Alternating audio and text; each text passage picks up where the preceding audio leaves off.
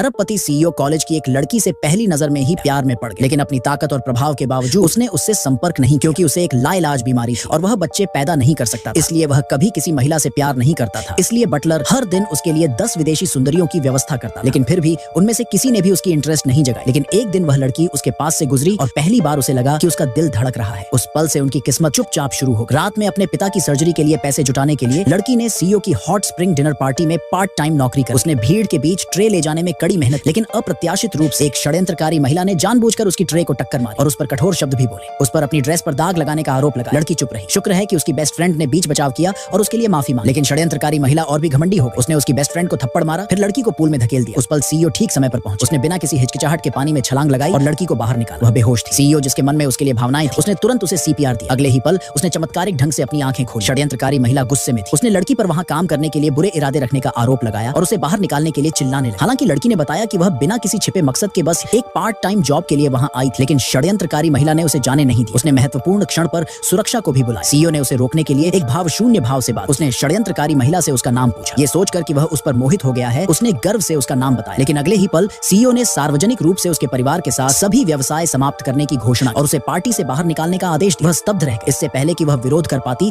उसे अंगरक्षकों ने घसीट कर ले गए। नाटक खत्म होने के बाद सीईओ ने हाउसकीपर को लड़की की देखभाल करने के लिए कहा और व्यक्तिगत रूप से उसके लिए एक होटल में रहने की व्यवस्था की। विचारशील हाउसकीपर ने उसे याद दिलाया कि बगल वाला कमरा सीईओ का और उसे हल्के में परेशान न करने के लिए कहा। इस बीच बटलर सीईओ को शादी करने के लिए परेशान कर रहा था। पहले तो उसे यह सुनकर गुस्सा आता था, लेकिन इस बार उसे उस लड़की के चेहरे के बारे में सोचना पड़ रहा था। बटलर के चले जाने के बाद सीईओ ने चुपचाप अकेले शराब, लेकिन उसे नहीं पता था कि बटलर ने शराब में नशीला पदार्थ मिलाया था। बटलर चाहता था कि सीईओ एक वारिस छोड़े, इसलिए उसने खुद ही काम किया। उसने मान लिया कि सीईओ को षड्यंत्रकारी महिला पसंद है और उसने उनकी मदद करने का फैसला किया। उसने चुपके से षड्यंत्रकारी महिला को सीईओ के कमरे की चाबी दी, जिससे वह बहुत खुश हो गई। उसी समय सीईओ को पहले से ही बुखार और अस्वस्थता महसूस हो रही थी और लड़की उसके दरवाजे के बाहर खड़ी थी, खुद को नियंत्रित करने में असमर्थ। सीईओ ने उसे कमरे में खींचा। इस अप्रत्याशित मुठभेड़ से सीईओ को गलतफहमी हो गई। उसे लगा कि लड़की ने उसके शराब में नशीला पदार्थ मिला दिया है। अगली सुबह उसने ठंडे दिमाग से उसे एक बैंक कार्ड और कहा कि अगर वह गर्भवती हो गई तो कीमत दोगुनी हो जाएगी। बाद में सीईओ ने बटलर से कहा कि वह कुछ समय के लिए अपना दिमाग साफ करने के लिए विदेश जा रहा है। अगर लड़की गर्भवती हो जाए तो उसे बच्चा रखना चाहिए। और बस इसी तरह लड़की वास्तव में जुड़वा बच्चों के साथ गर्भवती हो गई। जब वह अकेले अबॉर्शन के लिए जाने वाली थी तो एक रहस्यमय डॉक्टर ने अचानक उसे रोक दिया।